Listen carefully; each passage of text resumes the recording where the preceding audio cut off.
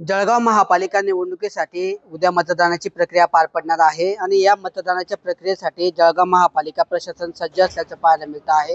जळगाव शहरामध्ये मतदानाचा टक्का वाढावा यासाठी जळगाव महापालिका प्रशासनाच्या वतीने वेगवेगळे मतदार केंद्र जे आहेत ते आकर्षक पद्धतीने सजवण्यात आलेले आहेत आणि आकर्षकाची सजावट आणि माहितीपूर्ण फलक या ठिकाणी केंद्रांवर लावण्यात आलेले आहे। असंच एक मतदान केंद्रावर आपण आलेलो आहोत की ज्या मतदार केंद्राचं नाव आहे जळगाव संस्कृती मतदान केंद्र असं आहे आणि या मतदार केंद्राचं जर सजावटीचा भाग आपण बघितला तर या ठिकाणी जळगाव शहरातल्या ज्या प्रमुख गोष्टी आहेत त्या गोष्टींबद्दलची माहिती या ठिकाणी देण्यात आलेली आहे। जसं की जळगावची स्वतःची जी महापालिकेची इमारत आहे ती आशिया खंडातली सगळ्यात उंच अशी इमारत असल्याचं या ठिकाणी माहिती लोकांसाठी प्रदर्शित करण्यात आलेली आहे।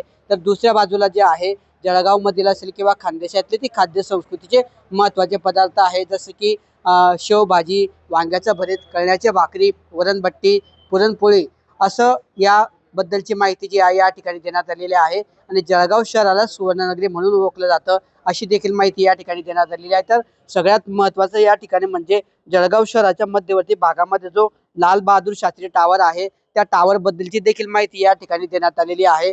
हा जो टावर आहे हा ब्रिटिश काळात उभारण्यात आलेला टावर आहे।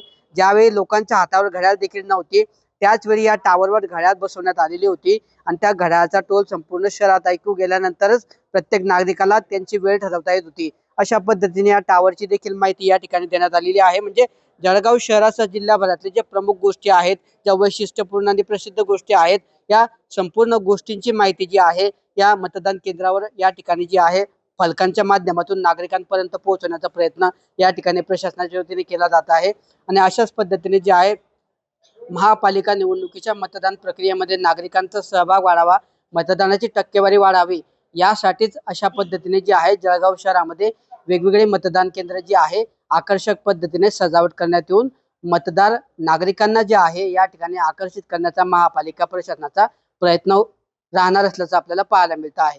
किशोर पाटील, TV9 मराठी, जळगाव।